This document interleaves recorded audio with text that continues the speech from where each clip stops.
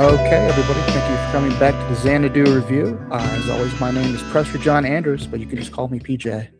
Well, today with me, I have a prolific writer and occasional podcaster here on Substack who goes by the moniker of Drunk Wisconsin. So some of the viewers and or listeners, readers may or may not know that I also am from Wisconsin. So you guys can all listen in. We'll do it's a little bit of I guess you could say local continental anthropology, and I'll do a traditional Midwestern greeting of, also, how you been? How your folks? Grab Wisconsin, tell us about yourself. Well, I was just looking at my beautiful Wisconsin background. I noticed that it's mirror imaged for me. Maybe it's not mirror imaged for you, but more importantly, it's showing my real name to you, which is concerning. So I'm probably going to have to send a hitman after you at the end of this recording, if that's okay. I mean, I had a good run. Yeah. I think I've done all I really need to do. I was rushing to make this, so I forgot to switch that up. But typically, I do put in Yuri Rushinovich. Interesting. Yeah, who would have thought, right? Yeah, a little on the nose, but stereotypes exist for a reason. That's true. But why don't you tell the audience who may not have heard about you? I think we probably have a good amount of audience overlap. A little about who hasn't heard about me? Yeah, that's unbelievable. So the nerve of some people. Yeah, I guess so. So I'm Drunk Wisconsin. I am a rapidly rising Substack superstar.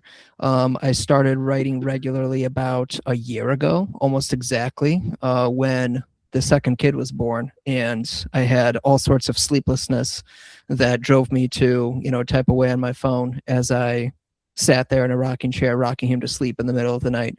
And then it kind of just never stopped from there. So now I am deeply addicted to this social media. I have been previously addicted to other social medias, and you can find me posting notes multiple times a day in between running all of my typical household tasks. So judge away. It's okay to judge me for that. Yeah, you're another one of the, I think, prolific notes posters on Substack. As are you, buddy. You've got that Twitter itch, got that trigger finger. You just pull it early and often. Here's the funny thing about that too. Like, I was never a Twitter guy. I did Facebook. I got off in 2016, and I was like, for some reason, it's just really toxic. I don't know if I want to be a part of this anymore. And ever since then, I've just, I just got on Substack, and I don't know. My secret, honestly, is like I'll think of them and I'll just put it in like my notes app, and then I'll just schedule them out for early in the morning. And apparently that gets good engagement. I love the scheduling function, because I also had a big notes on my phone where I just wrote down the ideas and then I would have send them out later. But the scheduling is definitely good, because you come up with like ideas, you don't want to fire them off one by one. You've got like 5 minutes in between. That's it. That looks like you're a total freak.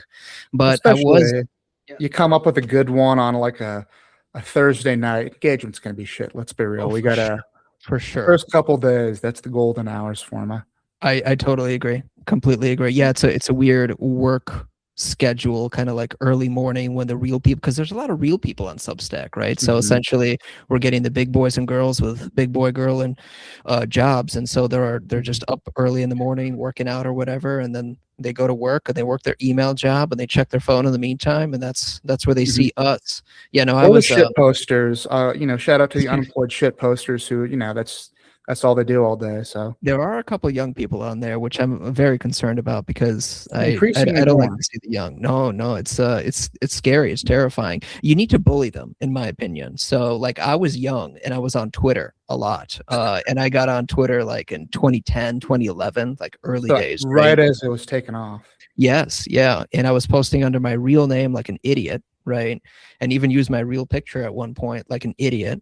And I also got off in 2016, not like completely off in the sense that I deactivated my account or something, but I stopped posting. And I think that perhaps you and I stopped posting at about the same time for a reason. There was kind of like, I don't know, people felt lazy at that time, Yeah. So you just kind of, a certain event happens and you kind of reevaluate things. You know what I mean? Yeah, that's for sure, and that's what I've found with the youth. You gotta bully them early on to establish your dominance. Which they get too big for their britches. They do, and I assume that's kind of something you learned as being a parent. Since I'm not a parent myself yet, I did recently become an uncle in the last year, and I've just been bullying my nephew relentless. He doesn't really talk yet or understand me, so I don't know if he understands, but So I'm it's still true bullying him. bullying. It's You know, only bullying. There's no yeah, upside there. it's pre-bullying, so because our family is not tall, but my sister married this big, tall Italian dude, so he's gonna by the time he's 13, he's gonna probably have a good 6 inches on me. So I gotta get it in now. Gotta get it in now. Yes, I am a short king myself, and so Mhm. the tall definitely need to be cut down a few inches. So we need to keep making fun of them for, I don't know, dying early or Mhm. something. Da comrade, of course. Oh my Cut god. down the tall. Um, so I think that's and one of the first things I wanted to talk to you about. I do find it interesting. So your family moved here from to Wisconsin from Russia. We did So not move to Wisconsin. I actually led my family to Wisconsin when I moved here for college. But yes, okay. yes, yeah. So I'm originally from Russia, and I've lived in a few different places. I've got some experience with Minnesota. I recently revealed that I lived in Canada for a short bit, and that is perhaps my greatest shame. Arguably the Interesting. worst place on earth is Canada. So Whereabouts in Canada, if you don't want I to lived dox? in Vancouver, and it was Oh. not a good experience. But Mhm. actually, you know what? I'll say this: Vancouver's probably like a really nice city to visit, but in general, I do prefer the U.S. for just day-to-day living. I'm a strong U.S. defender. It's your daily driver, so to speak.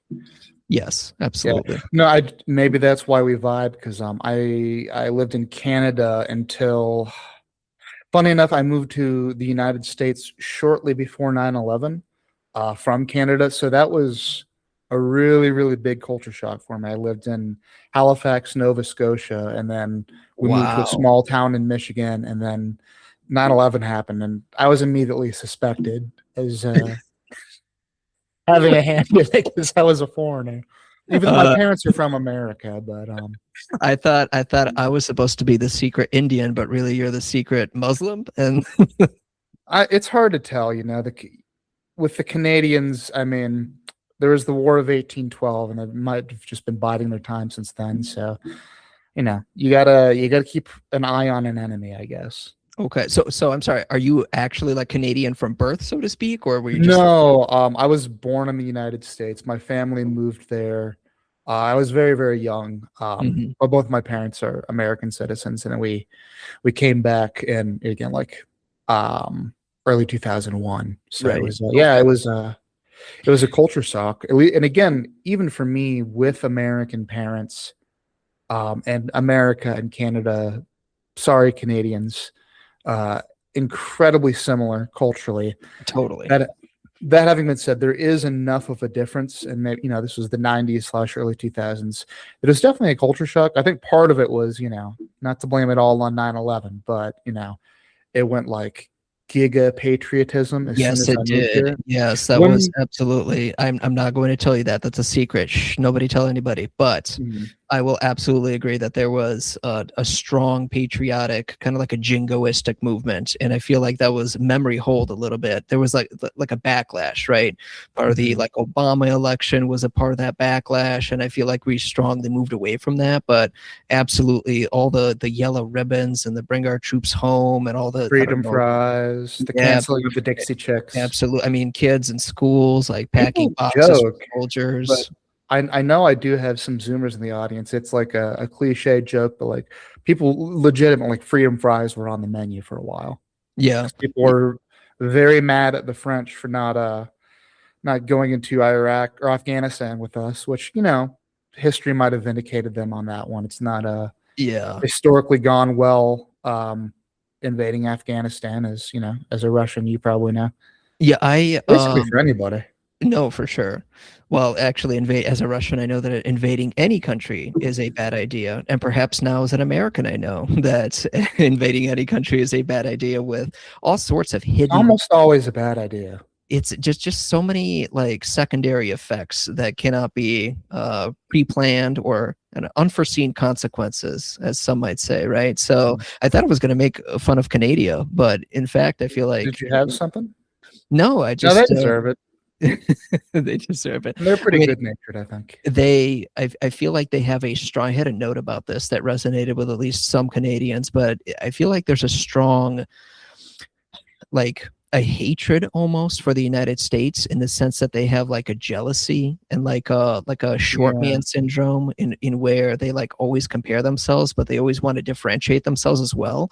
But the similarity is just impossible to override. I mean, Canada is so similar to the US. It's like a joke to try to say that they are so wildly different. You know, their accents, Yeah, even their absolutely. accents differ in just a couple spots, and otherwise you really In the can't tell. Midwest, Yeah. Minnesota, So Wisconsin, and some of the other more cursed states like Illinois, it's very noticeable. Um, but what was I going to say? I feel like there's definitely a because I remember I was a little too young for it. Like when I got older, my dad told me that like whenever, because this was again in the 90s, so I don't know, I guess a lot of Eastern Europe stuff, the first Gulf Wars, whatever. Um, but like whenever America would do something, getting involved, as we tend to do, they would get mad at my dad and be like, "Well, why is America doing this?" He's like, "Well, first of all, I'm just one guy. Second yeah. of all, have you noticed how I don't live there?" And then when something happened and America didn't do something, then they get mad, like, "Well, why isn't America getting involved? Why isn't America stopping this?" And like, with some people, you just can't win, I guess. Is definitely unfair. I was also thinking of the parallels between like that jingoistic period during the Iraq War, and of course what's happening in Russia today too. Because what's interesting when you have the kind of cross-cultural comparison is that you see similarities and differences, and the similarities end up kind of erasing any notion that there's like a uniqueness to a phenomenon. So a lot of times today I'll see like, I don't know, look at these commercials for the Russian military trying to get, young guys to join up. Don't they look disgusting? Look at how gross they are, right? And Mhm. literally you can just turn on any football game over the past like 20 years in the United States, and every single commercial break will have ads for the Marines and for the Army and for the Air Force and for the they'll have it all the way up to the what's it called, the Coast Guard. You know what I mean? It's like it's literally the exact same ad. If you just changed the flag, you would not be able to tell the difference. Yeah, I think that kind of goes back a long way in history. Unfortunately, there's never a shortage of 20-year-old men who are willing to get all fired up to go fight and die for something or other. True story. Don't do that, folks. Be normal. Folks, that's the official Xanadu position as well. That having been said, I do kind of want to circle back to some of this, but it seems we both have the that Wisconsinite ADHD brain. We're going to be jumping around a bit. So you did recently write a piece called, I believe the direct title is "Why Can't You Be Normal?" that went semi-viral. I mean, I still don't know what a success is on Substack, but if it exists, I think that was fairly successful. As well as like it kicked up a lot of dust. A lot of people felt a lot of ways about it. So first, do you want to maybe tell the audience who hasn't read it, just like the cliff notes of the article itself, and then maybe we'll jump into why people maybe freaked out as much as they did? Sure. So I would say that this is pretty typical for some of the posts that I do, because I do serious posts and I do joking posts, and this is definitely one of the more jokey posts, in the sense that I'm the type of friend that will get like a beer or two in him and just go off on a rant, because I feel really motivated about a given subject. And this was essentially just a ranty type of post, very unserious, in the sense that there's no data, there's no links to all sorts of studies or something like that. I'm not trying to like convince you. I'm not like a college professor that's trying to bring in real arguments. This isn't philosophy. I'm literally just I'm just kind of spouting into the void. And what brought it on was that I saw some complaints on Substack, really. And they were coming from people who consider themselves, I guess, maybe consider themselves professional writers, or they're trying to be professional writers. And they were complaining about the fact that, they're running into all sorts of headwinds and issues and problems. They're not being as successful as they wish that they were. They probably feel that they're undervalued or something like that. And I assume that they think that the world deserves their art. Not to say that it doesn't, obviously. Perhaps it does. Maybe one day they'll write some magnum opus that will dominate, and 200 years from now we'll remember them. But the point of the piece really is just to kind of rant at them from almost like a fatherly position. Not to say that I'm trying to bring in my parenting experience, or maybe like a big brother. Let's say that instead, right? Like, what are you doing with your life? That's the point. Are you trying to be like a serious person? Are you trying to run yourself into the ground? Why are you continually making the worst decisions for yourself? Don't you know that this is going to lead to only bad places? Because I understand that nobody wants to do the boring thing, because boring things are boring. That's why people want to avoid them. But at the end of the day, there are decisions you can make in life that make your life significantly easier than it otherwise could be. Decisions that are actually really easy and straightforward to make, and we all know what they are. For example, graduate high school. Don't not graduate high school. It's going to be much tougher to get a job or any of that, right? If you want to go to college, you can go to college. There's all sorts of military options, all sorts of stuff, right? To make it through in life. Get a job. I hear that that's really important. Things cost money, like houses and food, clothes, all those things that you need. It's typically easier to afford them with something that is coming into your bank account on like a regular basis. I bring up the point of health insurance in there because, boy, is that an important one in the United States. And it's really easy to get, maybe not good, but some kind of health insurance if you have like a normal job. And it's really difficult to have any health ailment whatsoever, and they can come out of anywhere. Car accident, you don't know what's going to happen, right? And so you're just going through life and you've got absolutely no safety net, not because anyone's forced that upon you, right? You just decided to walk away from all of the good decisions that you could have been making the whole time. And what I really don't understand is why people force themselves into these positions as if they're role-playing the struggling artist who has to be addicted to heroin or whatever. God forbid any of them are doing any of that. And I wish you well if you are. But boy, just don't do heroin. Just make the right decision in the first place. You can still do your art. I'm not saying I'm doing any kind of art, but I just have a hobby on the side where I shitpost on Substack. But I can do that with a full-time job, and like a bunch of other people can do that. So why can't you?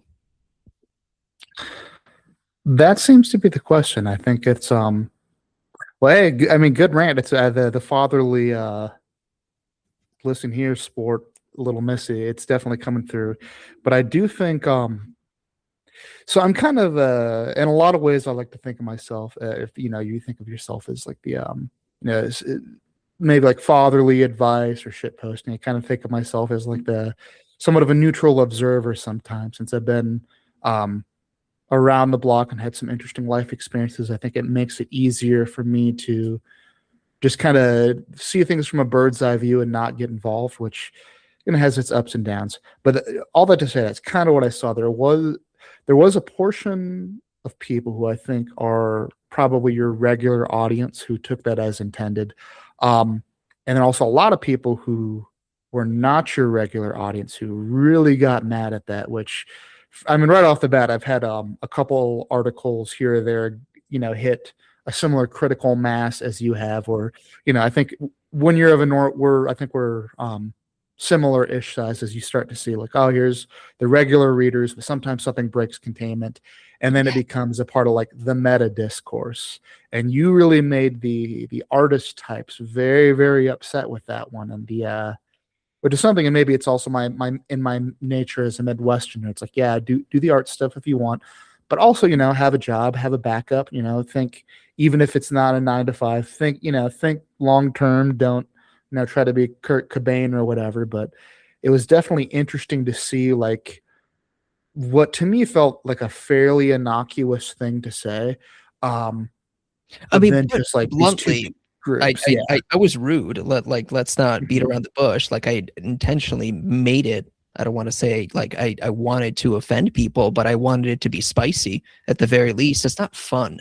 It's not fun to read boring writing. I hate boring writing. You know what I mean? Like you have to have some kind of joking or something in your writing. Mhm. Otherwise, you have to be capturing me with some genius logic or something like that. It has Mhm. to be interesting.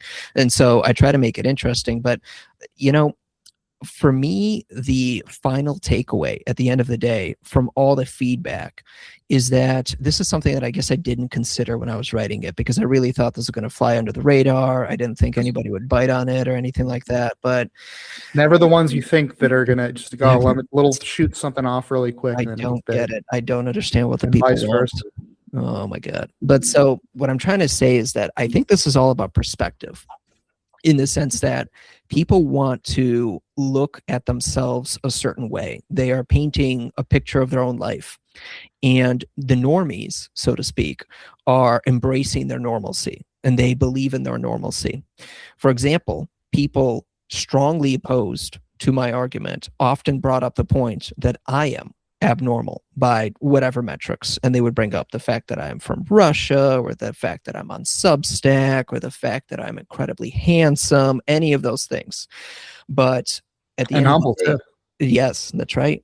And but I view myself as a normie. I view myself as totally normal, and I think that that is the right way to frame my life.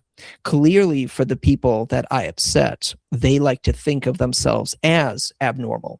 They want to think of themselves as, I don't know if artist is the right term, but they're going their own Mhm. way. They're going their own path. And what I found so interesting is that so many people who I know from interacting with them on Substack who have full-time jobs, who have a house, who sometimes have a family, like with kids, right? So they are about the same level as I am on what I would consider the normalcy scale. They strongly objected. And I think that what I'm doing here is I'm stepping on their framing of their own life. Essentially, they consider themselves to be abnormal. And so when I'm telling them, no, either you're normal or, don't do that, they're getting really offended about that. And I understand in the sense that, if you want to think of yourself as somebody who's going to make it because of a book or whatever it is that you're doing, a film, you're shooting, whatever it is, right? You're writing a screenplay. You think you're going to make it in Hollywood. I get it. I understand. But at the end of the day, don't you also realize that especially if you do have like a job, like a big boy job, and you're really bringing in money that actually sustains you and you're writing or whatever on the side, that is essentially a hobby, right? And I get it. Like you think of yourself as a writer first. So that's what you want to bring forward for. You're not an accountant. The accounting is just bringing in the cash so you can pay for rent or whatever. You're a writer first. I understand. I am just not thinking of myself as a writer first. I'm thinking of myself as, proverbial accountant here. I think a lot of interesting stuff there, but I think what strikes me right away is I think the fact that, as you alluded to, other people maybe calling you out for is, you have no small amount of success on Substack, and considering yourself not a writer, where maybe some less successful people, maybe I think that definitely probably rubbed them the Did I wrong just do way, it I would again? Did I just imagine. offend everybody all over again? I mean, who knows? I mean, the who knows how many people are going to listen to this? It's usually about 20,000 on YouTube, something Oh, like that. Jesus. So, just but it's YouTube. It's a completely different audience. So who even knows? Um, but no, and that makes sense. I think people's self perception of themselves, as you said, as an artist or an outsider in one way or another. Like, I get it. There's a certain romance to it. But I think you're right in a lot of cases. Like some of the responses that I saw, like, oh yeah, I'm not a normie. I'm X, Y, or Z. It's like, you have named consumer choices. You're still on the grid, brother. Like, do you know? This is maybe an esoteric poll. Do you know who Terry Davis is? I don't know. Um, I won't get into the lore and esoterica. He's a guy who's kind of like internet famous, but he was like this schizophrenic man who created something called Temple OS, which was he created his own operating system using sacred geometry. And it probably goes out without saying this man was schizophrenic. So Terry, all that to say, like, without digging too deep into the lore of Terry Davis, like that man is not a normie. That man is living outside of society. Like he is living in a van, coding this, and again, genuine, like this guy's a genius level, like making his own operating system with sacred geometry. But he was a schizophrenic living in a van somewhere in California, died tragically. But like that is actually being outside of society. Like I think unfortunately, like unless you're going to do something like that in the modern day, it's really, really hard to actually live off the grid and actually live outside of society. And I don't think a lot of people are really willing to go that far. 'Cause one more thing, and I'll throw it back to you, because so my dad was a pastor growing up. Retired from that a couple years back, but because of that, I think I was exposed to people with very, very serious, real problems from a pretty early age, and having to be like, I guess you could say emotionally mature about it, because it was kind of a not quite position of authority, but that people would come to you like, oh wow, like I knew what like domestic abuse or homelessness were from a young age, and a lot of people will get that firsthand, but to have that secondhand, like and that's what I was saying earlier about like kind of being outside of, at least in an observational sense, with some of these problems that people have. And all that to say, like some of that I was exposed to a lot of this type of stuff, and seeing people who have really serious, serious problems and can't integrate into society for like real serious reasons. I feel like just people will aestheticize it without really understanding it. And it's kind of I don't want to say insulting, but at the same time, like I feel like people love the idea of, oh, I'm mentally ill, oh, XYZ. It's like, okay, are you to the point where like you can't handle your own money and you have to have the state do it for you? Like I don't think that's what people actually want, but that's what people like the aesthetics of. Yeah, don't force yourself into that category. This actually brings me to another point that I wanted to make about this normalcy discourse. I don't like how people are essentially excluding from the category of normal too many people. If this is not normal, then what is normal, right? So people will say to me in response, this is actually, I think, commented by multiple people, that the average American is fat. And so being fit is abnormal.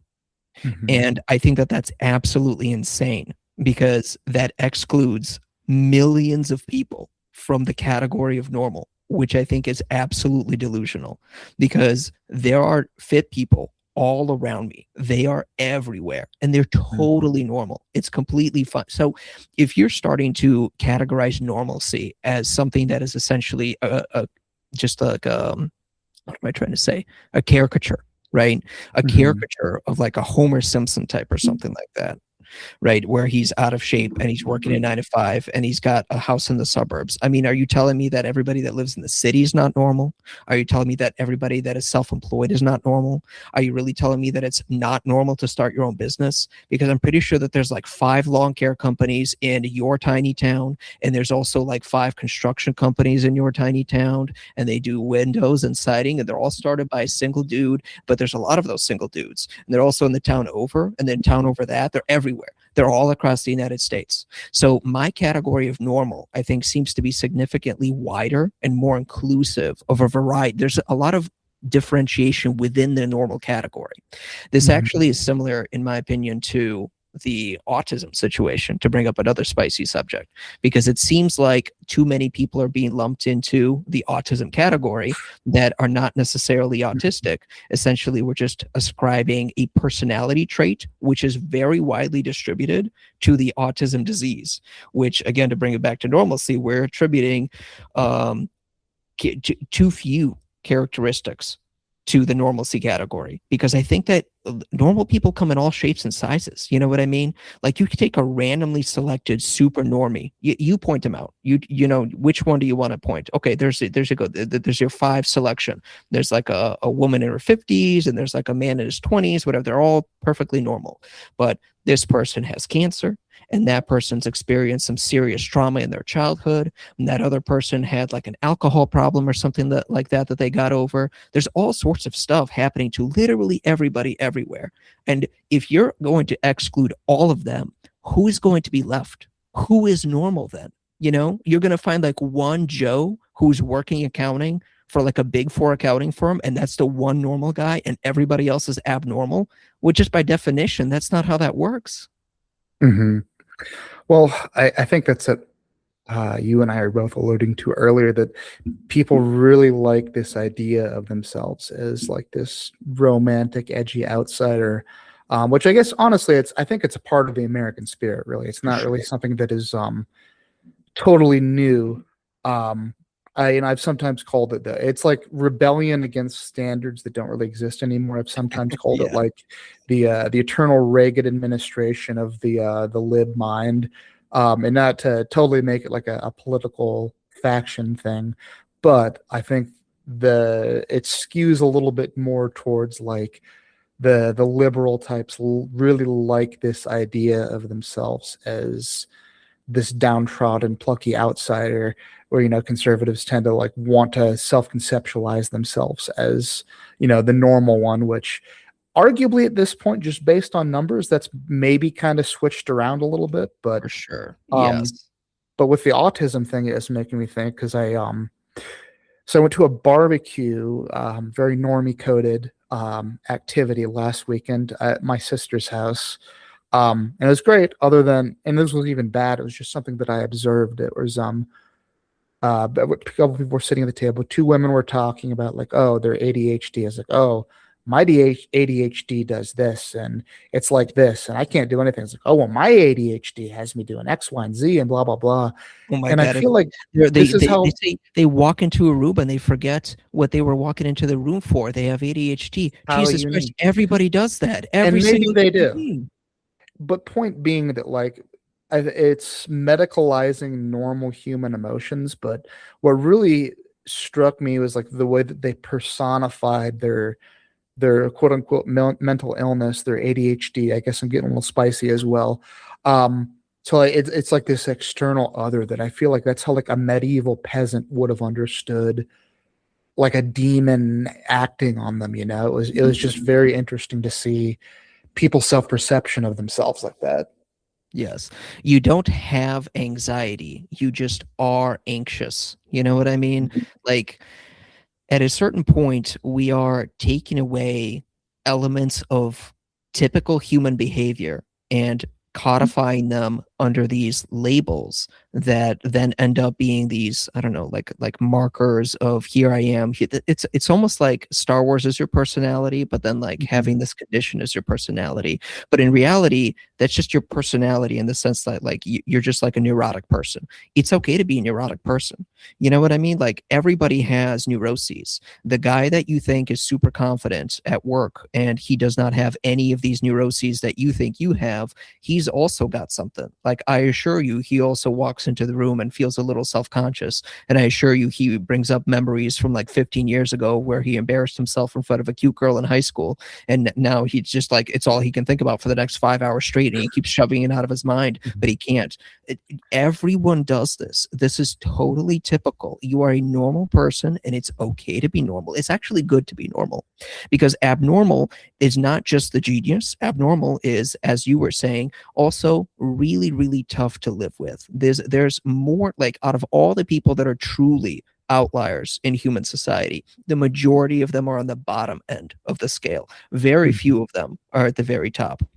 And I don't want, this is coming from a place of like, I don't want to say love, but like, folks, I want the best for you, right? I'm not trying to do this because I want you to suffer. I want you to not suffer. I'm trying to give you the advice that I think you should take because I think that if you took this advice, you would live a significantly better life. I truly, sincerely, like the reason that I recommend having kids and having a job and all that stuff is because it's the right choice. Like, in my sincere opinion, I'm not doing this as like a bit. I really do think that you should be normal in a good sense, not in a bad sense. You should think of Mhm. yourself as a good person who deserves good things in life. Yeah, and I think that's fair. Although I will play devil's advocate on behalf of the audience. I will acknowledge that, like, I think it's definitely harder to hit some of those external milestones than it used to be. Just like objectively looking at, like, how inflation versus wages, et cetera, et cetera. So I think that is worth saying, but at the same time, I think you can still find there's still a lot. If you live in the United States, which the majority of my audience does, I think there's still a lot that can be done. But I think it is does bear bear discussing that things have become more difficult materially. Listen, I will totally admit that a lot, if not even most, of my success in life, in the sense that I've been able to make a normal living, right, is just due to luck. It is purely luck. Who was it that posted? It was a really good, was it Marcus Selden maybe? He had a really good post about like dating struggles. Like, he's a Mhm, normal guy and he's trying his best. Everything is fine with him, but he's just like, I want a wife, I want kids, and like he just can't do it. It's tough. mhm, The dating market is tough. Everybody talks about this with the Tinder and all this stuff, right? I understand. I got lucky. I really did. I got lucky. Like, it just landed in my lap. I was making all sorts of bad decisions that I shouldn't have been, that in retrospect I regret. mhm. But I just got lucky at the end of the day. So there's a massive element of luck here that I will refuse to discount, because I got lucky and a lot of other people got screwed despite the fact that they made all the right decisions. But I insist that framing your direction in life as a direction in life that is going in positive places, that you are trying to do the right things, is better than going down a black pill route. And perhaps if you're struggling with dating or something like that, you become an incel, right? That is significantly worse than continuing to say, I'm trying, it's just not working. I'm doing my best. Here I am, right? I think that you will, in the end, make it because you are doing everything right and thinking of yourself in the right way, rather than going down a terrible vortex of like, just descent into the worst depression possible. Yeah, I will second that since I'm kind of the same where I got very lucky with my wife where I met somebody who just like was kind of essentially the perfect match for me, like in a small town in Wisconsin, like after a really bad breakup. But you never want to invite bad things into the world by speaking them. But say if a giant meteor hit the Earth tomorrow while my wife was grocery shopping, and if I suddenly found myself single, I'd probably just like, I think I'm single. I don't know if I can swing that twice. I don't know if I Um, could do it again. Yes, this is why I'm never getting divorced, and nobody else in my generation is ever. Yeah, it's significantly lower for people our age. The boomers, I think, my understanding, and much love to the boomers, but they really skewed those statistics pretty badly. They sure did. With their if you look at the people older than them, people younger than them, they really fucked up those statistics. Um, but no, I would generally agree, and like it's definitely it's something that I have sympathy for as far as like the incel thing goes. Because I've faced docs now. I mean, I've had a long day, and I'm not looking my prettiest right now, but like I'm an average looking guy, but I've still been able to like do okay with women, even pre meeting my wife. But kind of like you said, a lot of it can be. I do think like like I have the personality where like I will blame myself before I blame others, probably to a fault at times. B, like I think the fact that I'm a semi-successful writer and podcaster shows, I got the gift of gab. I can be interesting if I need to. And three, more than anything else, I think also as is shown with, semi-success on Substack, I'll just, if I say, okay, here's how you do something, just try it and try it and try it and try it and try it. But once again, it's sometimes a there for the grace of God go I situation, since I can think back to like my early 20s. If I had zigged when I was going to zag a couple different times, I feel like I could easily be like you know, I don't, maybe not Andrew Tate. I don't think like, there's a lot of, 34-year-old guys who are like, never moved out of their parents' house. I was like, Andrew Tate, that's my thing. For sure. Whoever it would be to be like, a black pilled woman hater. I think that could have very easily been me, but I think that's same here. I don't know if you believe me, but yes, I was perfectly positioned to become an incel. Extremely online, desperately lonely, totally single. You can read my piece in defense of fleshlights, where it is not in fact a defense of fleshlights, but if you read that, you can see that I connect with them. I know what they're going through. I've connect with fleshlights. I love connecting there, but no. The point I'm trying to get across is that there is obviously an element of connection and understanding, in the sense that we need to feel for them and kind of take their side at a certain point, but we also then need to leverage it to tell them the only advice that they could ever receive. It's only going to be them fixing this. Nobody else can do it for them.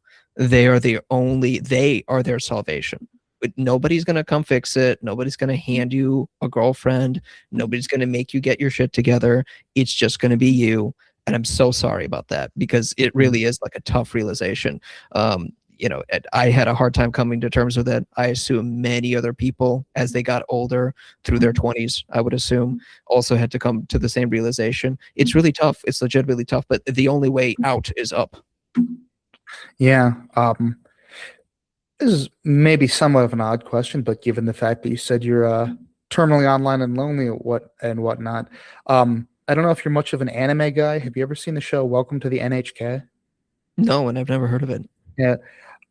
So overall, I'm not a big anime guy. There's a couple that I liked, but maybe you'd like it. It's an interesting one because it's basically about a guy who, the Japanese term is hikikomori, but we call him shut-in incel, and that's kind of, it's one of the few animes I've ever liked. B, one of the few animes that's ever legitimately made me laugh, because it's kind of like a comedy of error of this guy who, again, he's a shut-in, and he just goes through all these different things that he thinks are going to like solve his problems. Like there's the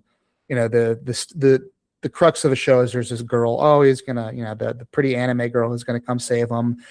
He kind of fucks that up, and he's like, getting into multi-level marketing and accidentally joins a suicide cult. And it's very funny and like heart-wrenching at times, but the end being like at a certain point, like his parents cut him off and he ends up becoming homeless and he has to get a job. And that's the ending of the show, which I think is in line with what you're saying. Like you have to, at the end of the day, take that step. But I do understand why it's difficult for people, especially young people these days. And I think there's maybe kind of a lack of good role models.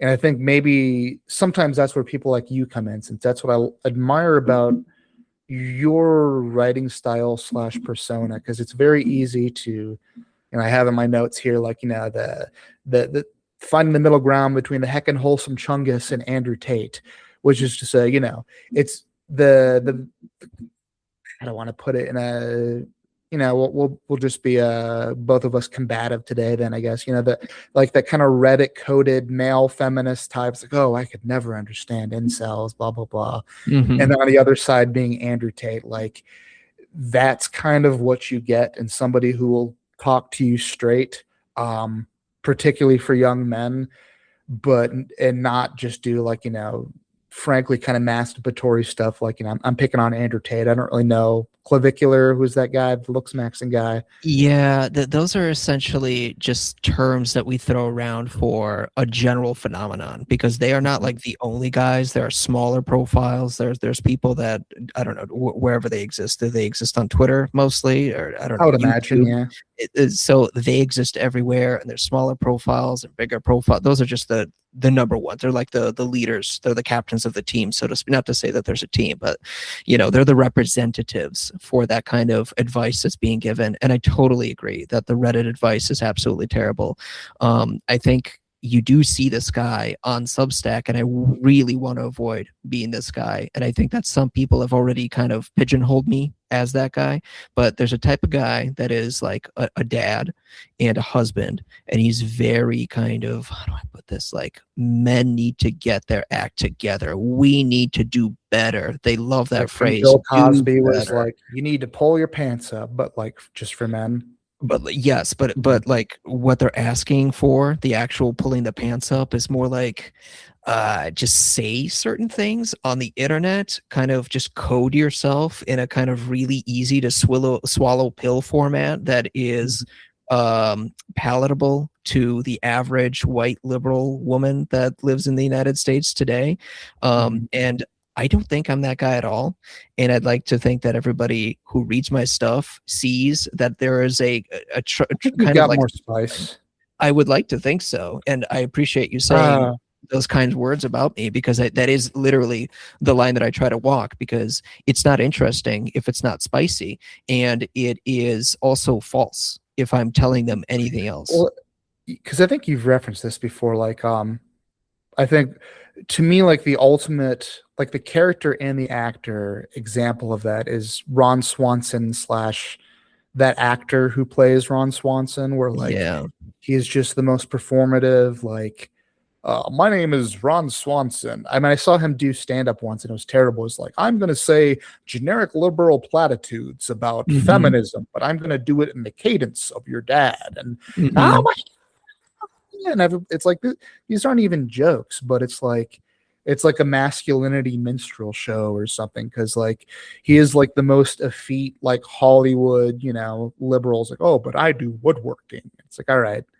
It's just a little bit, for Ron Swanson specifically, but this type of person more broadly, it's like, millennial liberal white woman, like writing what they wish their dad was. And that's kind of what Ron Swanson is. I've soured on Ron Swanson in Parks and Rec. I used to be a fan, but that Yeah. guy's become very annoying. He really did kind of take the persona that the show gave him and like turn it into his little character, because he basically hasn't acted in almost anything after that, Mhm. right? So essentially he's just using the character for the rest of his career to try to make money off of it. To Mhm. be honest, I think the woodworking is actually his most redeeming quality, because it's legitimate and it's sincere. Like that he actually does woodworking, that's really nice. That's a really Mhm. nice hobby. Like people should do work. I'm kind of disappointed in myself that I don't do woodworking. My dad is really good at it. Like I've got people around me who are into it, and I'm jealous because that's like a legitimate masculine hobby, and I think that they're getting great value out of it. But Mhm. I totally agree that essentially he is playing. It's almost like that liberal Joe Rogan phenomenon, that Yeah. request to have a liberal Joe Rogan, but that's what's happening when you try to put one into the other. You cannot put that kind of feminist angle into the male body and deliver it in Mhm. anything that reads legitimate, right? It's Perhaps like, to some it'll read okay, but like to normal dudes, you're just going to look at that and just kind of look away, perhaps. yeah. Well, I mean, I'm far from the first one to say like, there was a liberal Joe Rogan and it was Joe Rogan. And I'm not a Joe Rogan defender by any chance. I think he's kind of gone off the deep end in I recent also think years. he went off the deep end totally around 2016. Weird. But I see like other people, they've tried many a times to create the liberal Joe Rogan. I don't ever really watch him, but I've seen like, have you know of somebody like Hassan Piker? Yeah, I've heard of him. Yeah. I every now and again I'll see clips by him. Like, admitted like he's a very like, masculine square-jawed dude, but he talks in such a feminine way. Like it's Hmm. like, oh, why are you talking like this? Why are you saying this? Like, oh, that's like it's very feminine in a way that like again, like I would imagine it appeals to like younger liberal women and like kind of like putsy Reddit style dudes who want to have their opinions laundered through, oh yeah, this guy's based. Look at him. Yes. I hate the speaking style. I hate the vocal fry, and I hate the uptalk at the end of the sentences. As particularly, this is something that Matthew Iglesias does, where he's discussing I hate it. policy, and he will talk. Makes And so everything sound like a question. It That's is fucking absolutely confidence, man. awful. It's terrible. I just saw that clip about the dude that was supposed to be Plattner's, I don't know, something, a part of his campaign, and he was just answering questions in the deepest vocal fry with uptalk at the end of Oh my every single God, sentence. You know, really? ancient Talking problems would about probably say that this is not feminine. Ancient problems would probably say that this is androgynous. And mhm. it is true in the sense that essentially you can't really tell the difference in the speaking style between the men and the women in this category. They're like urban and they're not even liberal. You can't even say liberal anymore because they're progressive, essentially. Like politically, liberal means almost nothing anymore. You know, Mhm. liberal is like last blue dog. He's outside of that coalition at this point. So Mhm. essentially, they're sitting in urban centers and they're all talking at each other in really fancy coffee shops where everything is overpriced in the exact same cadence. And I assume that it is essentially a circle jerk. It's very it feels like, it feels church ladies almost. Do I remember were you raised Jewish? Is Thank there God I wasn't. Absolutely not. mhm. Everything is intact, Okay. if you know what I mean. Oh, oof. Well, Mazel Tov. So did you ever? I don't know if Russian Orthodox has an equivalent of church ladies. I don't. I don't. Did you ever encounter that? Like these, just like these women who are older women who are all in your business and talking and like being very judgmental. No, well, I guess we have different church women, but I do Mhm. know the character you're talking about. Yeah, because and again, I had a different recent social encounter where like, and again, like I realize we're maybe taking our liberal friends to task a little bit on this, which is because I used to be like, people say like, oh, I'm just a liberal from the '90s, like I'm a liberal from 2015, and things went kind of off the rails. But I remember I went to a barbecue at a different friend's house because once again, like you, I'm very normie pilled, and my friend invited one of his friends over, and she was just so annoying, just like this very like exactly what you would imagine, like the caricature of like the very super progressive white woman. She was playing out all the hits and stuff like that, and just like this is maybe the difference between me and, like you mentioned, a friend, like a friend of the show, Ancient Problems, who sounds like somebody like him would probably like get aggressive and argue with you. Like me, I just like literally like wouldn't even talk to her when she would like talk to me, wouldn't engage with her. Like at a certain point, I just had like, I have to go outside and smoke a cigar. I just can't be around this because it's so much so on a script. Like sometimes you'll meet people like this, and every single opinion they're going to have on everything, every single subject without exception, and it makes them just such. Again, like I'm somebody who like temperamentally, I'm probably pretty liberal. I like Mhm. temperamentally liberal, maybe dispositionally conservative, more so than politically. But I can, as I've said, because of my upbringing, I can vibe with pretty much anybody. But somebody like that, like I can't even bother anymore. Like I'm in my mid 30s now. I can't interact with that. What I realized is that it is very much an aesthetic. And what I realized that with is that when I saw visually people who meet the criteria in terms of like, I don't know, maybe they've got a piercing, maybe they've got a couple tattoos, maybe they got some fun colored hair or something like that, and they're dressed in styles, and that you'll find them again in the coffee shops, right? Which, by the way, I love going to. I love the coffee and I love those fancy coffee shops. Believe me, you'll find me in all of the You yuppie got those in places. Wisconsin now? Absolutely. Did Yes. they started opening them up after I left? There's a few. No, it's listen, at this point, the entire nation is one continuous block and every single city looks the same. There's just no difference between Madison and Milwaukee and Cleveland and Toledo and Cincinnati and I don't know, Rochester, New Kind of York and same. Rochester, Minnesota. They're All the main identical. cities. Yeah, Every single so all the main cities. got them all in there pretty much.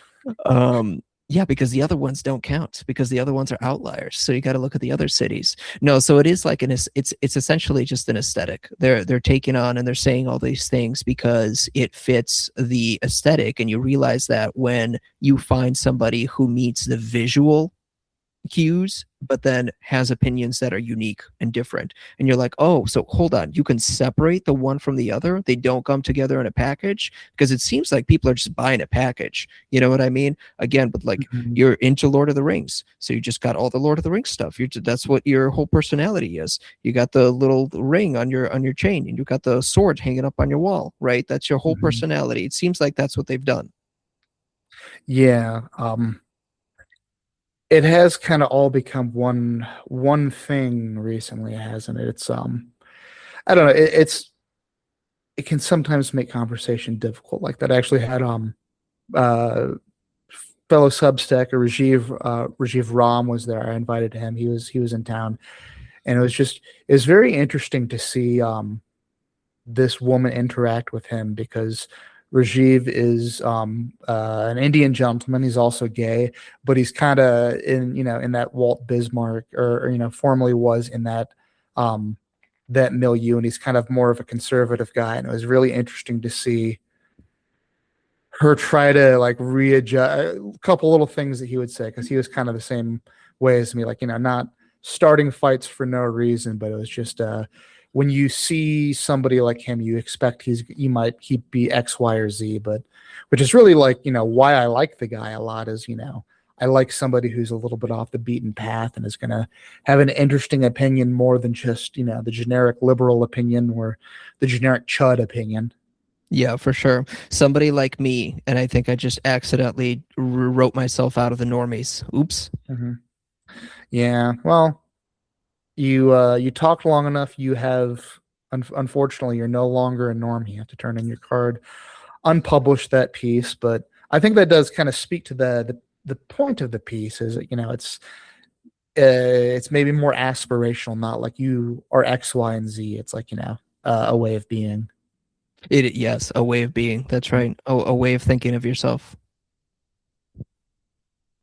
So to change gears ever so slightly, um, there's one other thing I want to talk to you about, which I think is interesting that we both kind of independently came up with a very similar article about men wanting to die and a cavalry charge because my article I think was I forget your title might have been very similar to that. Mine was like on the masculine urge to die in a suicidal cavalry charge.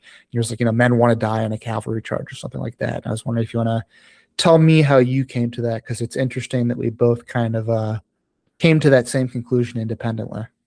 Well, I came to it because that's what I want. I feel it deep within my bones. Mhm. So It's the it best is. guy death for sure, It right? really is. Yes, it's that whole like zoomer that you want to like bleed out Mhm. spot, find a bleed out spot. There's like a little bit of snow falling. You're Ryan Gosling and Blade Runner. You're laying on Mhm. the stairs, right? So, um, the cavalry charge note actually led into the most popular piece that I did that was taken up by Substack about men only want one thing, but that went in a totally different direction. The piece that I wrote that is most similar to yours is the one that I wrote essentially at the very beginning, like literally in the rocking chair with the baby on me at 2 a.m.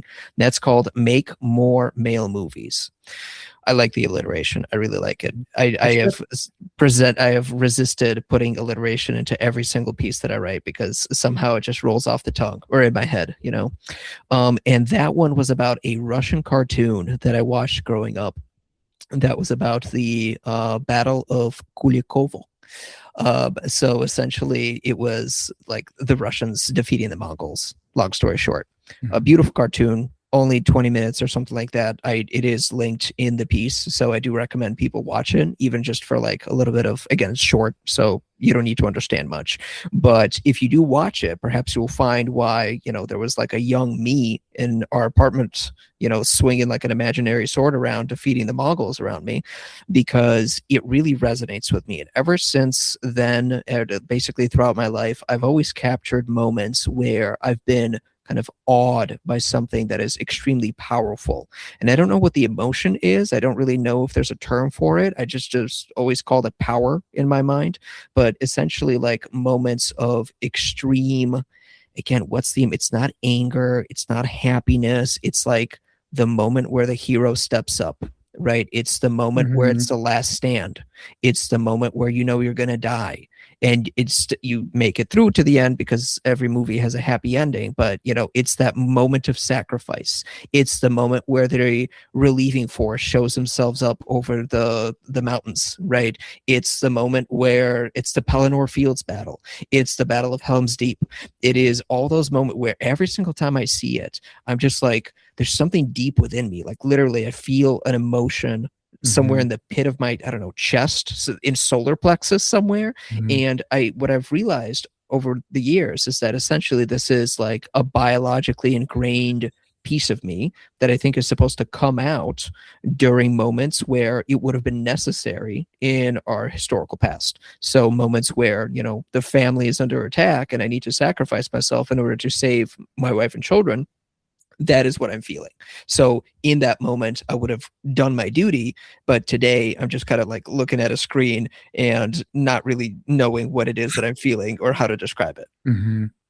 No, it's I think I kind of came to the same conclusion. It was that's what I call the the masculine urge to die in a suicidal cavalry charge. Like the "you go, I'll hold them off" thing is like the trope that always gets me, because I think that's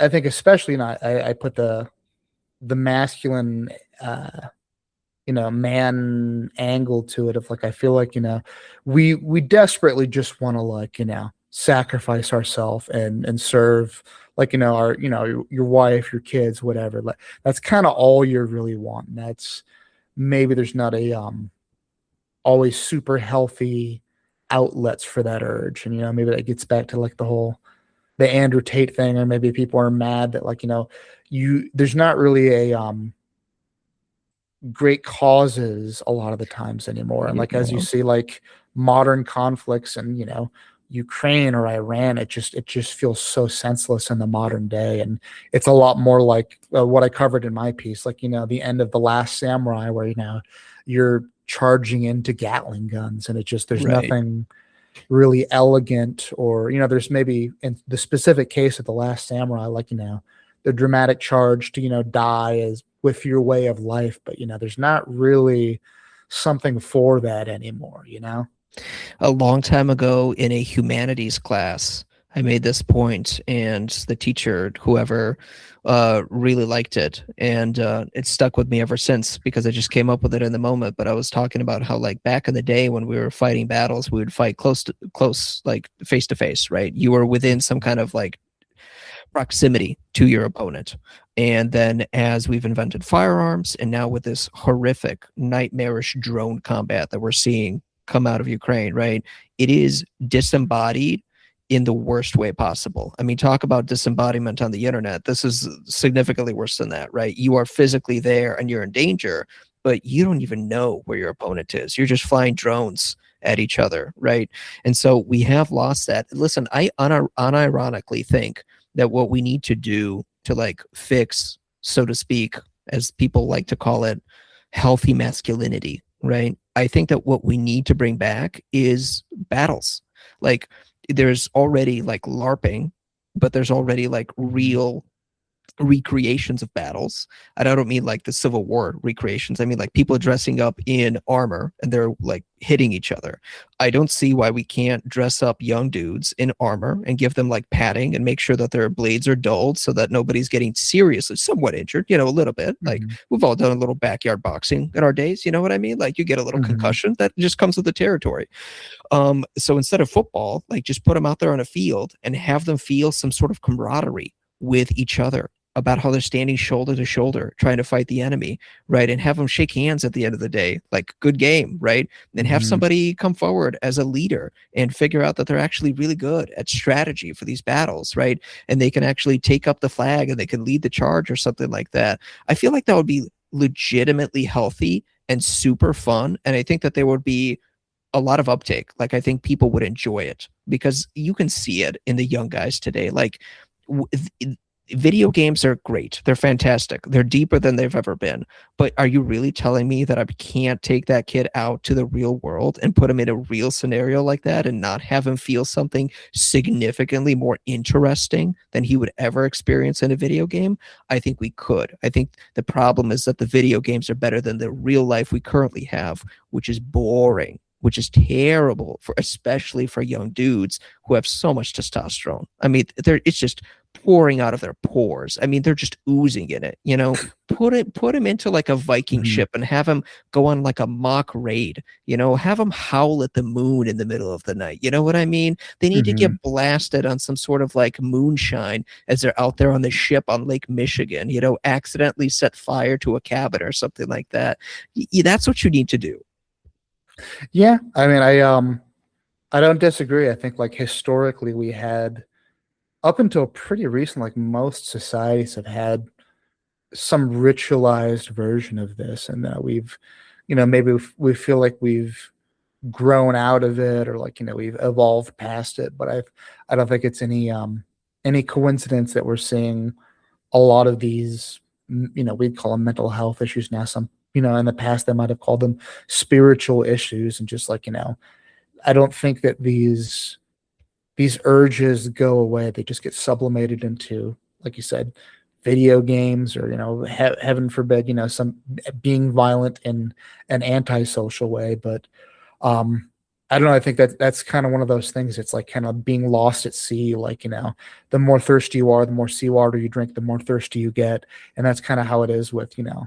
I'm not a big gamer myself. But I'm not anti video games or a lot of these things. Like that's kind of what I see even when I saw people doing, like friends doing competitive team video games. I feel like that urge is there, but there's just not a lot of healthy ways to get it out these days. Yeah, for sure. I feel like actually college, at least used to be, hopefully still is, because boy, that I love college. But I feel like college was actually a little bit of that experience. It was a bit misguided, but the dude bros were dude broing, right? They were throwing crazy parties. They were going wild at the frat. They were joining frats. What happened to frats? Mhm. Where did the frats go? Bring frats back. That's what they need. Mhm. Maybe they shouldn't be at college. Perhaps we need like a little bit of a 2 year, like a little 2 year, you just go off and just do your own little wild man thing. And then you come back and yeah, all the women are 2 years younger than you, but you're more mature and it'll all even out in the long run. I mean, that's probably for the best, really. I mean, like heaven forbid we sanction some age gaps, but I think 2 years is probably not that big of a deal. No, it is. What is it called? Is it the Manor Bund? Is that what we just recreated from First Principles? Is that like a 19th century German thing? I would imagine, where like Well, they. it's like the idea that we used to have like that the young men, the crazy people were all sent out in the wild and then they would come back after they've matured. Yes, it refers to the theoretical Proto-Indo-European Brotherhood of Warriors, which unmarried young males served for several years as a rite of passage before they came back. And they just worked it all out of themselves. Really what that is that there's no working it out of yourself. You just come back older. That is what it Mhm. is. A lot of what's happening is a lot of like the incel stuff again. It's just immaturity, and I don't mean that in a negative sense. I mean like you're young. I remember being young. I mean, I still am, but like I remember being young, right? And so Mhm. eventually I just kind of grew up out of it. I just kind of matured, you know, like it's okay to be a libertarian like I was or a communist in college. And then you just kind of mature out of it and you just kind of even out a little bit. And when you were young and you were a dude and you're crazy and again, testosterone, yeah, you went a little insane, but then you know what happened? You just grew up out of it. All that you look at the criminal statistics. Who are the criminals? It's young dudes. And then if they survive that period, they grew up to be typically like actually normal dudes. You'll find them at Home Depot buying like I don't know, fucking bronze attachments for their for their garden hoses. Yeah, you'd hope. I think maybe again, unfortunately, with the hyperconnectivity, it's very easy to be Peter Pan forever. But it's one of those things like it's you dance around it. You don't want to have a war, but I've always thought like in a perfect society, we would have a military, but we don't actually go to war with each other. Not real war, Yes, like you do all the other stuff. You get together with the boys, you do drills like men. Because I exactly. was I was talking to my wife about this the other day. It's like, you're getting in all this political extremism. It sounds like you just want to hang out with other guys and wear matching outfits. It's like, yeah, pretty much. You just hang out with the boys. We'll all wear a matching outfit. We'll do some drills.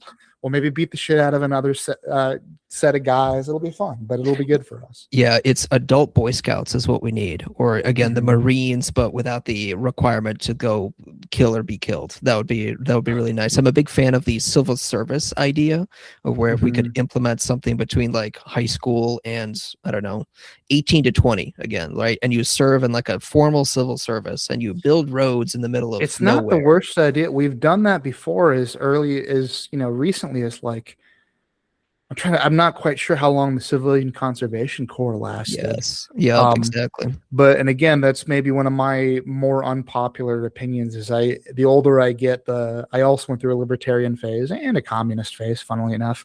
Um, but the being a little okay with being more authoritarian, like, maybe required civil service is not the worst thing in the world. And maybe it would even be like a net positive for society. But I mean, there's just so much groundwork that would have to be laid to, like, have it be like a pro-social thing, and like, people see it as a good thing. Like the young women, like, oh, it's great.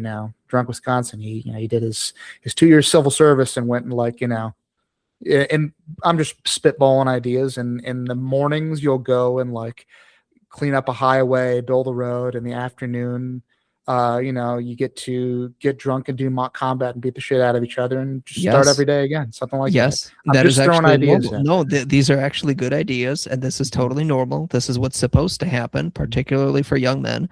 And I think that I think that yes, you can find it in militaries, but we don't want to do the militaries because I can tell you, like the Russian military is perhaps the worst example. Right? It's mandatory, but it is abusive and it is terrible. And a lot of people that come out the other side, they're like, never, do not. I don't want my kids to go into there. Like, they're like, Mhm. let's bribe somebody to make sure that you never go through the same stuff again. Or they come out, the other type of abuse in the sense that no, you also have to go through the same abuse I went through because it's Mhm. good, right? It's good to be abused. No, it's not. Yeah. Let's not It's be abused. interesting how that happens, isn't it? Because both of my parents are veterans, and when I was a little kid, I was like, oh man, war is cool. I want to join the army.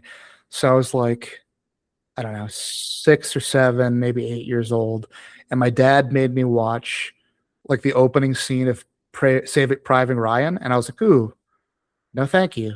Because Uh-huh. that was my dad was that kind of veteran. It's like, no, this sucked. Don't do it. Yeah, we're trying to recreate like all of the lost elements that used to exist because people built them through like grassroots efforts, right? It was like an emergent phenomenon of human Mhm. society where we created a culture that had these institutions, and through modernity, we lost it Mhm. all, right? And so now we're like grasping at straws, trying to recreate this stuff from scratch, saying, can the federal government do it? Can the churches? Who can do it? Could we just take the Boy Scouts and just like expand them everywhere? What can we do? Mhm. The military minus the war. All these ideas are just trying to take whatever it is that we lost, that we potentially used to have, and are, again, we're just driftless now.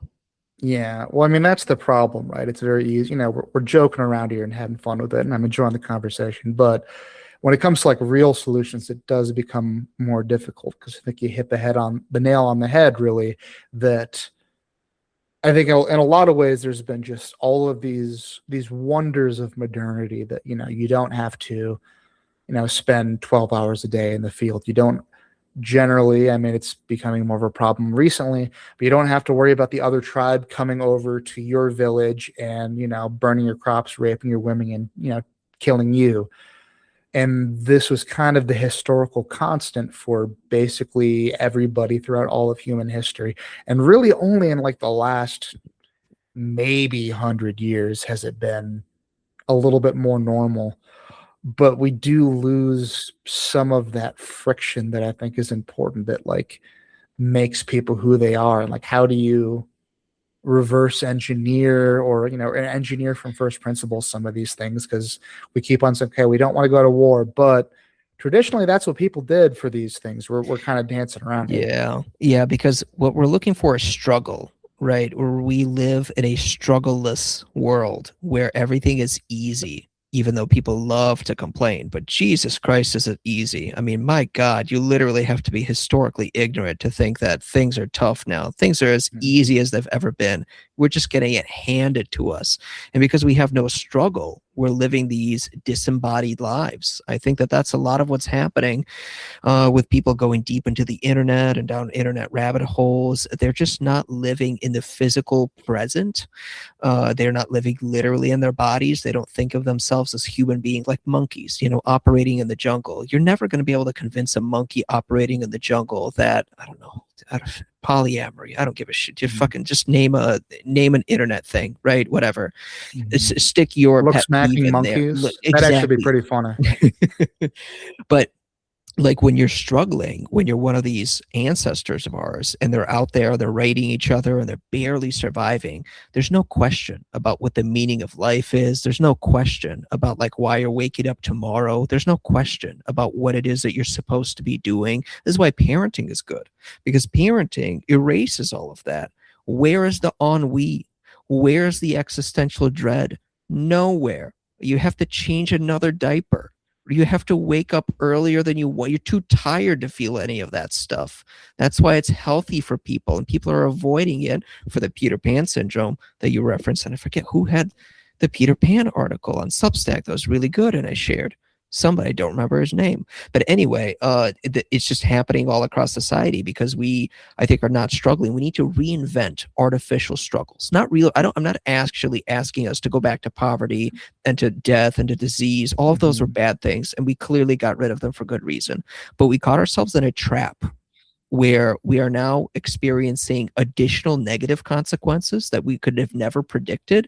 And we will never go backwards because nobody is ever going to give up potato chips for literal potatoes in the dirt. Okay. It's always going to be preferable to get it out of the bag than for you to have to scrape out a meager living on your rocky soil. Just you live in the swamps or some stuff, and we need to essentially create these artificial reconstructions of the struggles in order to bring ourselves back into reality.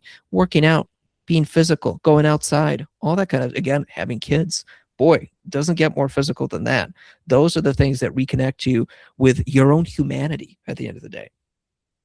Yeah, I mean, that's what it's difficult to find some because you can be either like very much, you can take some of these tried and true paths, and I know sometimes parenting can be very isolating for people. Sometimes people have really good support systems. Otherwise, you're just kind of trying to figure this shit out. People getting into like pickleball or whatever. Like, I see these things as, if you've heard of like, what's that book? Bowling Alone. I'm trying to think of who it's by. Yeah,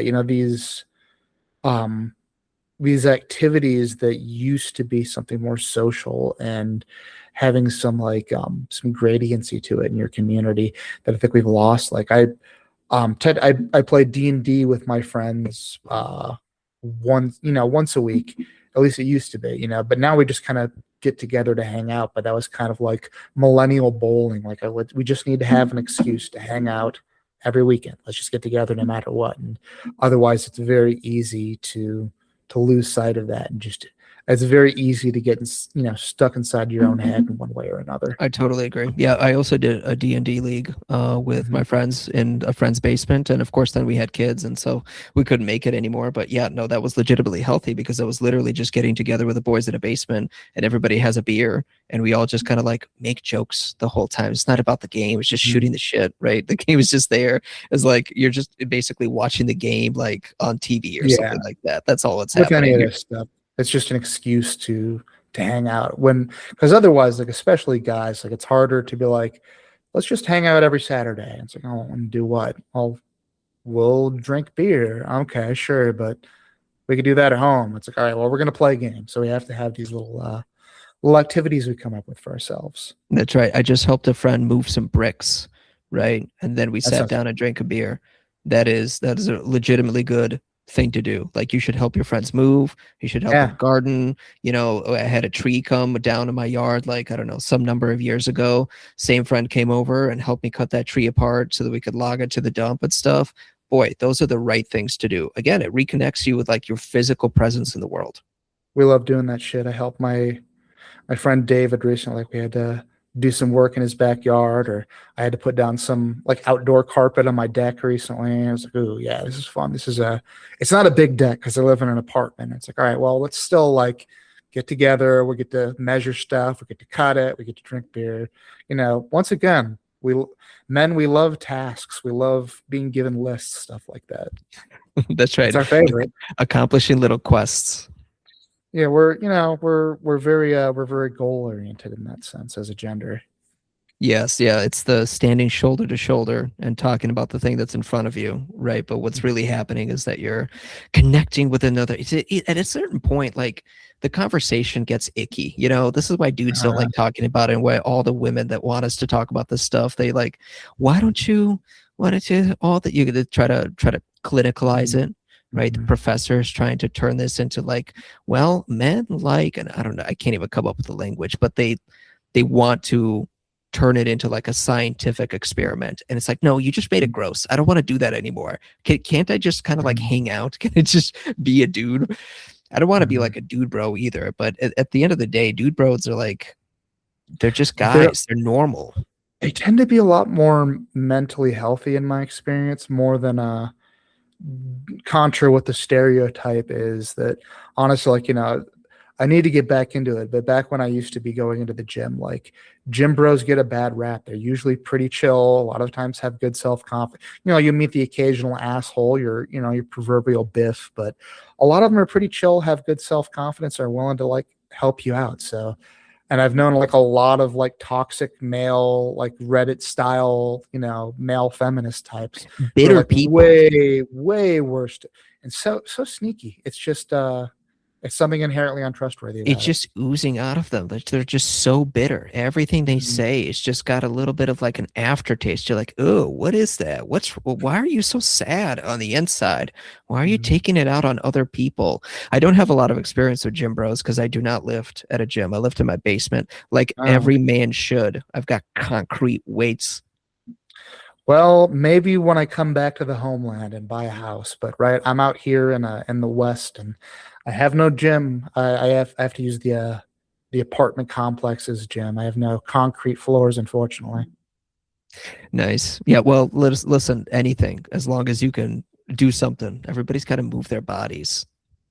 Yeah, that's my next project. I eating healthier. I lost a bunch of weight this year. Stopped Nice. drinking. Congrats. Now I need to. Thank you. I need to get into the gym. Is the next step. Unfortunately, do I remember you do combat sports, right?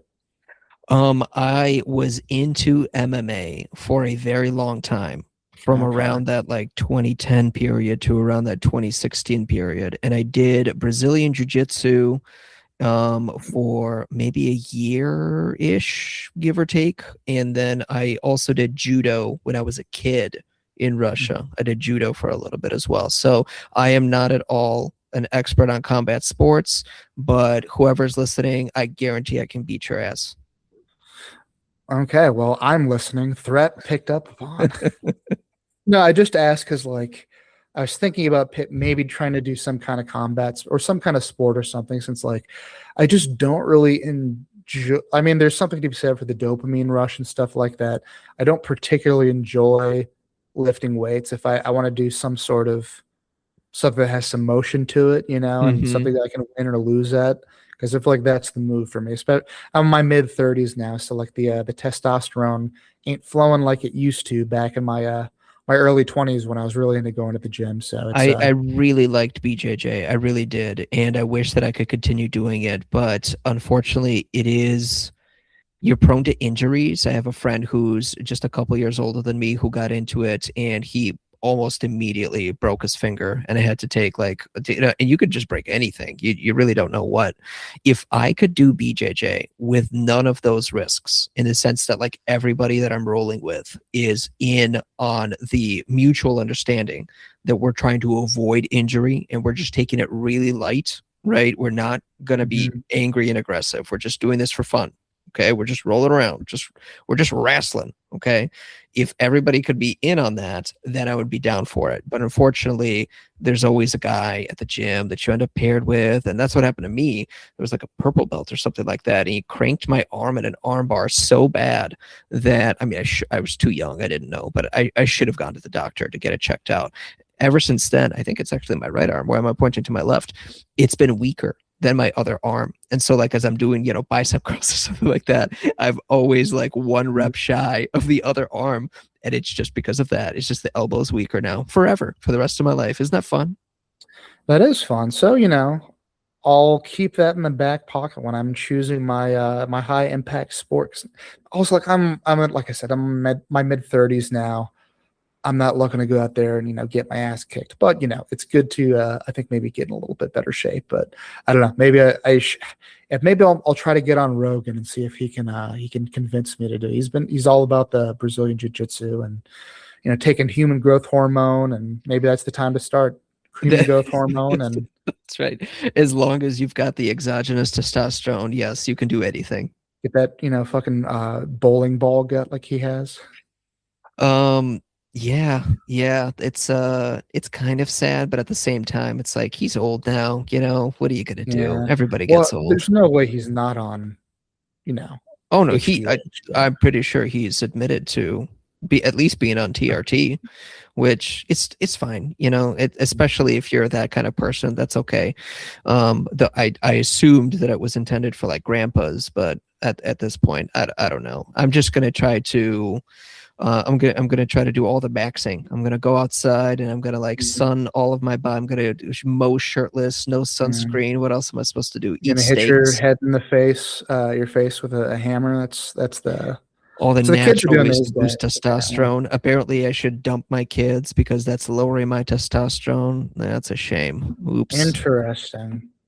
Do you have any thoughts on that out of curiosity? And there's and I think you'll probably go with me on this one, at least hopefully, because when people are talking about, I see some of these looks maxers guys who are taking TRT at a young age, or Joe Rogan, or even like transgender people. I think of like, is that, or like athletes, whatever, is the cultural taboo broken enough where like we can just like normal people, like I'm not an athlete, I'm not transgender, I want a little extra testosterone, I want a little extra estrogen, whatever it is that just like a cultural taboo, kind of similar to like you can't take drugs to make yourself feel better, not even just to get high, but like to enhance yourself, versus you can only take it when you're sick? Do you think that do you have any thoughts on that? That is a really good question. I don't know if I've ever thought about it from that angle, but I will say this because I've wanted to say it publicly. I don't like the argument that says that dudes that are on testosterone are doing gender, what's it called? Gender affirming care. Affirming, that's right, not confirming, affirming care, which I think is absolutely silly because clearly they're not switching genders, which is the entire point of being transgender. Um, I I don't want to offend anyone because I've already done a lot of offense. So I'll just put it this way. Clearly anybody can do whatever they want with their bodies. Everybody's free to do whatever they want, but I think that it is wise to take a non-interventionist approach to yourself because almost like a doctor, find a doctor that won't recommend the drug, that won't recommend the surgery, that won't try to do something to you. Find a doctor that will try to find another way. Wait and see a little bit. Maybe it'll work itself out a little bit. Maybe getting older is okay. Maybe that's a part of life. Maybe it's supposed to happen. I'm not going to say like you can't also, work out as you try to, clearly you should all the way through the end of your life to remain healthy. And perhaps you do need something. Maybe you need SSRIs. I think they've been grossly misaligned, maligned, right? I think that, you'll find people saying like everybody that takes them is doing it wrong. What terrible advice. Clearly it's working for some people. Can we have a little bit of like a rebalancing towards like a rebalancing. Like I want people to say that it's okay to sometimes have exogenous testosterone and to take SSRIs, and maybe GLP-1s are good for some people, maybe not for everybody. Can we be like more balanced in this? That's kind of what I was getting at. Is I was just using those two examples as like they're so very like culturally loaded, but I think the point I was trying to get at is like, you can be a little bit more holistic with this. You don't necessarily have to have something wrong with you. And with any of these things, like I think it's going to depend on the person, what's going to be effective. I don't know. I've heard kind of mixed things about GLP-1s, that there might be some, as heretofore, undetermined side effects, I'm but suspicious. I'm gonna wait and see. mhm. Yeah, it's I mean, honestly, like, there's, you could just like, calorie restriction. That's how I lost weight. It's literally just like, if you, and maybe once again, if we're being spicy today, like if you're not losing weight through calorie restriction, you're doing it wrong. You either, unless you have extreme health issues, which are, they exist but they're rare, you're either almost definitely measuring wrong or you're not being honest. Literally, you take in less calories than you burn, than you It's need. willpower. It's all Mhm. about willpower and personality. And this is actually really touchy because there are obviously people who can't help themselves. They can't control themselves, and so they eat more than they should. Okay. It's a sizable chunk of the population, and you see them everywhere. And we know that they struggle with the calorie restrictions because they just can't. They can't restrict. They're too hungry or whatever. They feel more hunger than I feel, or maybe they should have like a really bad metabolism, and I've got a really great one. Totally possible. Again, it comes down to luck, but it raises all sorts of philosophical questions for me because I do think that there is kind of like a moral value to being one of those people who can control yourselves, people who are conscientious, people who understand long-term investment, right? The people who will not fail the marshmallow test that you can offer a toddler. Those types of people, I think, I don't want to say like better, but it's also hard for me to say that the people who are like There's not violent criminals are there's not not a great worse. benefit to it. It's not like, oh, well, these people are able to like, they have high time preference. They're able to like, delay gratification and whatnot. But these people who can't do that, they're able, they have so many other great things about it. It's kind of like a universal negative, I would say. I mean, it's not like an Yes. upside to not having impulse control. So GLP-1s essentially are like a cheat code, right? You can bypass the fact that you can't do it yourself and you can make yourself do it by doing something that isn't tied to it. You just take the injection, or now it's a pill. Incredible, right? And Mhm. all of a sudden you will be able to pass the marshmallow test, and you understand, well, it's not like they probably understand consciously delayed gratification, but they can't force themselves to do it. And now they can, because their mind is no longer the mind that it used to be. And it just makes me go down kind of like really questioning all sorts of paths, because I don't want to say it's immoral because that's a silly thing to say, but I also can't find other language to describe it. It's like, is it cheating? I think it is cheating. I don't think that it's bad cheating in the sense that clearly they Mhm. should get healthy. Like I have somebody in Sometimes my you need a general little. vicinity who's been struggling with maybe like obesity related infertility issues. Should Mhm. they take some GLP-1s in order to have kids? I think so. Yeah, although I mean, with that specifically, I mean, that might be a, swallow to, the bird, the spider to catch the fly situation as far as fertility goes. I think the jury's still out on that. I'm not even trying to be fun to like, I would imagine that this probably could have fertility side effects, but I don't know. I think sometimes people just need that little kick to get them started, like if somebody has a serious drug addiction. I know there's different drugs that'll like,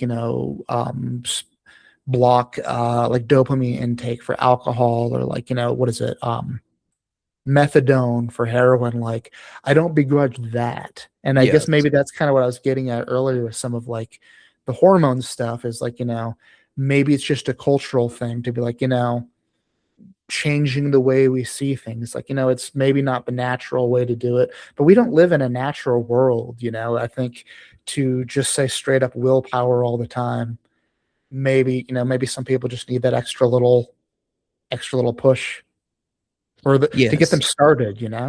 Yeah, yeah. Maybe just ketamine their ass, right? Give them some Mhm. LSD, make them trip, and then all of a sudden they come back and they're changed. Or maybe they're All just right, Joe. inferior, PJ. Maybe they're worse than us, the superior individuals who could do it and they The Uber can't. mensches, sure. That's right. I hesitate to say that since I've not quite hit my weight goals. So once I get to that lean 180 that I'm shooting for, then I think I could probably say I'm an Ubermensch. And up until then, not quite an Untermensch, mid-mensch, I think is the German word. Mid-man. Middenmensch. Yeah. It's been a little while since I've read Nietzsche, but I think that's the term he used. Um, but I think we've gone for coming up on 2 hours. If you want to start winding down, do you have any closing thoughts? Closing thoughts are that you guys should, everybody listening should read my Substack. You should subscribe to me. I have a variety of pieces that I think can appeal to all sorts of folks. The one that I'm most proud of and that I would always point to is the state school upper middle class piece, which we did not really touch on, which is perfectly okay, but that is the one that I am most proud of and that I would kind of like put up as a display of what I'm all about. So if you could go ahead and read that one and click the like button on everything, click the like button on PJ stuff and share it. And please be supportive of our efforts. We're trying to make a living here, folks. I'm actually lying about working from home for a large corporation and making decent money. This is all I have. Truly, like I am destitute. Folks, he's wearing a barrel right now with just some very flimsy looking twine that's keeping it up. You gotta donate to Drunk Wisconsin. That's right. But yeah, my other question was gonna be plugs and promotions. So it sounds like you have that pretty covered. So I'll just go ahead and ask you the ending question that I always ask all the guests for the sign off of. What's something that makes you feel optimistic or hopeful for the future? I legitimately think that it's only ever going to get better. So I'm not even going to say kids or anything like that. I don't believe that the world is a bad place. I just think it's all going to get better and better from here on out. Just because. Just because. Well, I think I can live with that. Mr. DW, thank you so much for coming on the show. This has been a fun time. I'll have to do something again with you guys. Okay. Thank you. I appreciate you having me on. Take it easy.